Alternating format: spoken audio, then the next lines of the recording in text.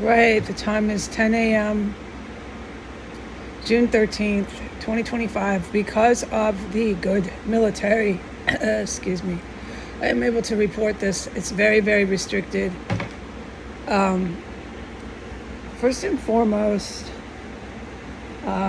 most people aren't trapped in a room in a terror compound, chemical weapons, Muslim terrorists, and neo-Nazi white supremacist extremist terrorists. So I want to explain again to the public why I always give credit and thank the good military for being able to make a simple report. As the public has been able to see, everything on my cell phone is hacked, and much of which is linked to explosive weapons, IEDs.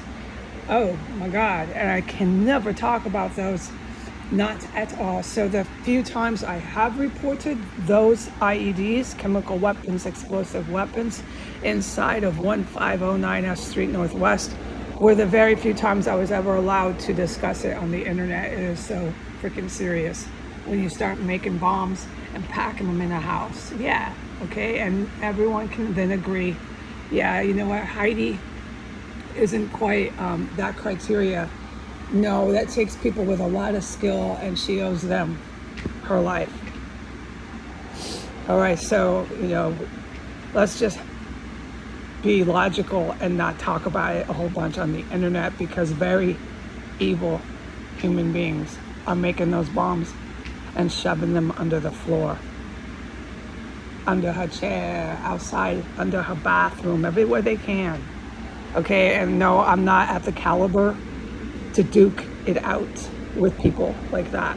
They want to make bombs and shove them under the floor and crawl through holes in the wall. That's why I hide in my room. So let's get that clear again for the day.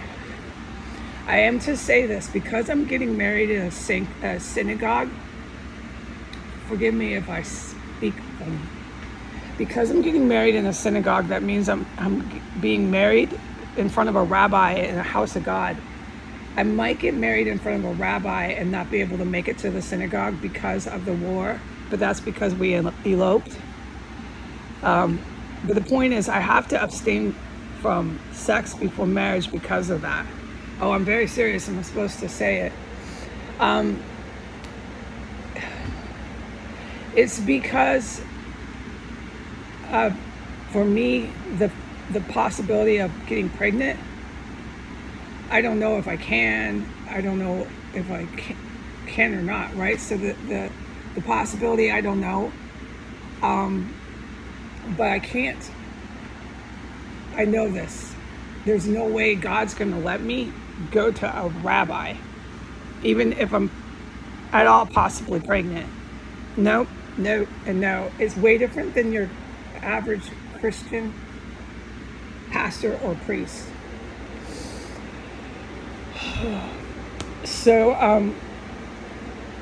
it's true. The religions, the Muslim and the Jewish religions are very ancient, and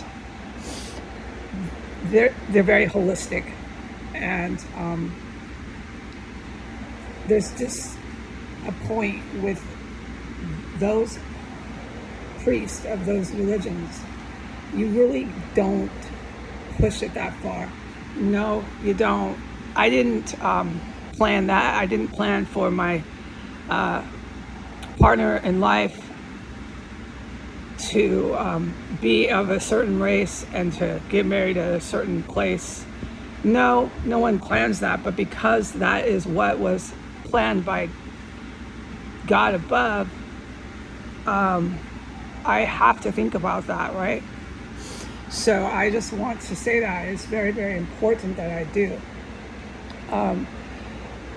For a role model for people to think about. So it's not anyone that this applies to. It's me, Heidi Granger. It applies to me. And what I'm doing with my personal life. Okay, so if there's a woman and a man and they had sex or whatever, okay, before they went to a rabbi, they're not going to be in shame and judged by God, but Heidi Granger would be. I've done nothing but pray in here for 5 years, every day. Half of the time, no, it was more than half of the time. It was like 80% of the 90%, something just most of the time, okay? I prayed for my life the whole time I was conscious and awake when I wasn't asleep. I prayed for my life, and I prayed that my head didn't get cut off by these terrorists, especially the Muslim ones. They're decapitating people and chopping the bodies up. The neo-Nazis really did it bad. The Ukrainian, Eastern European mafia went crazy here.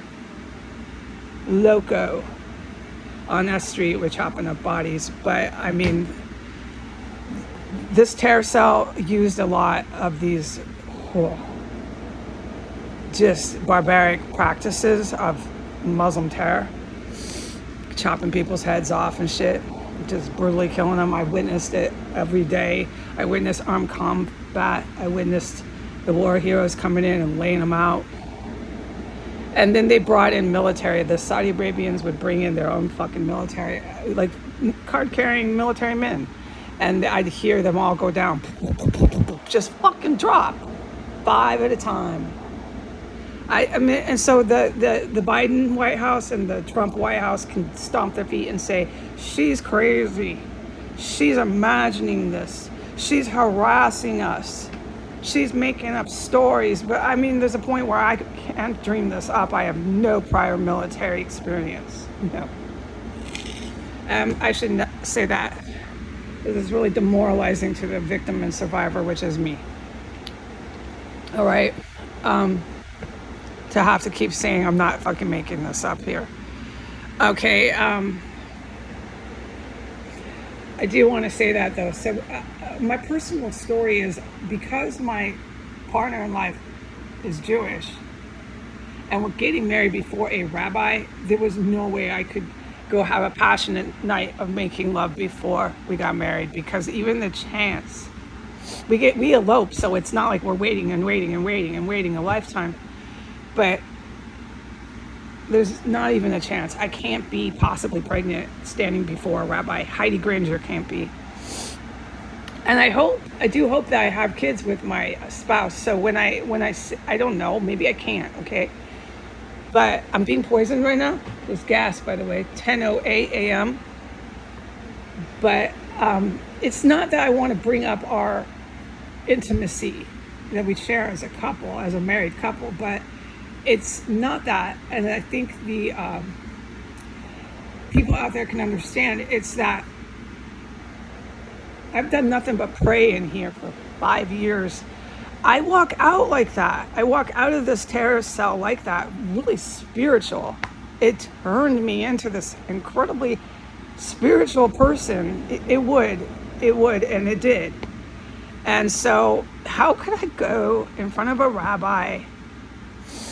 No, because now you're really, Jesus planned that my partner in life would be Jewish. It's not just your average pastor from the West, a Christian pastor or priest. It's a freaking, sorry to say freaking, but it's a rabbi, man. This is a rabbi. No, I think people understand, like, dude, you would try not to be pregnant standing in front of a rabbi getting married. But what I'm saying is, if there is a couple out there and they did get pregnant, then yes, get to the rabbi, get to the priest. I do not like marriages. I do not like couples that don't marry when they're having kids. Now, I understand that it's not always possible to get married and then babies do come into the world, but people really need to find a moral code, and we can discuss that later. Okay, but I just want to say that for the young women out there and for women out there, that I couldn't, after coming out of here, I'm being poisoned, I'm trying to ignore it, 10 a.m. After coming out of here, praying every day, and then knowing that I'm going before a rabbi and eloping rather soon once I get out, There is no way that there's going to be, you know, candles and incense, and that's beautiful. You found your partner in life. You want to be intimate with them. Of course, it's part of it. It's natural, but the result could be babies. The result, yeah, that's what you're making, a baby. Yeah, okay, we're all adults, so I can't stand in front of a rabbi. No, because it's just the right thing to do. I want to go to the rabbi knowing I did everything by the book.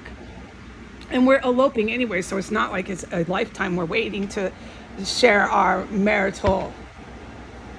Everybody does it at home. Come on, you're married. Thank you very much. We're all adults. All right? But it's the same as the wedding ring. The wedding ring means something, people. The wedding ring means something. You don't just get a ring and value it by the rock on the ring. Are you seriously doing that here on the planet? The wedding ring means something, dude. And oh gosh, that's supposed to stay on your hand. So try to get married, people. Try to get married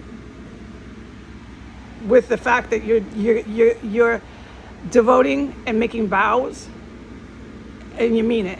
And this it's for your rest of your lifespan. Your lifespan, you want to share it with that person. Now, sometimes you believe you are, and oh gosh, it's horrible. You didn't know, it didn't work out. Okay, that's fine, but that's one thing. If you didn't know and it didn't work out, and it's really sad, and it takes you a year to cry and get over it and move on with your life after you file for divorce. All right, that does happen. But if you're standing in front of any sort of priest, pastor, certainly a rabbi, or certainly a Muslim holy man, and you don't really think that this is truly what you're supposed to do, but you've got this ring, and you might be pregnant, and then just pile it on. Just pile it on. Pile on all the stuff that's going on in your head as you're standing there, pretending to do a religious ceremony. No, you can't bring religion into that. And then there's marriages where maybe you don't want a religious marriage. You want to get married on the beach. Those are really nice. That's a very pretty place to do it. The beach or some pretty like woods. It's a very lovely place to go ahead and make your marital vows. But you're still doing it. You're still wearing that ring, going through this theater, this act, this show, and not meaning a word of it. That's really toxic, and you're lying to yourself. Maybe both of you, the groom and the bride, are both lying to each other. So I just want people to think about that. And then, you can think about me and my personal experience because of this terror cell and the fact that I prayed every single day for my life. And then I came out and I knew I was going to a synagogue before a rabbi. Well, maybe not a synagogue because we're eloping, but anyways, a rabbi is going to be there. I had to play it by the book. There's no way I can come out little Heidi pants that prays all the time and go from any sort of rabbi. I think you get my point. Nope. And we're eloping anyway, so it's not like we're waiting for a century to go run off on our honeymoon. All right, goodbye.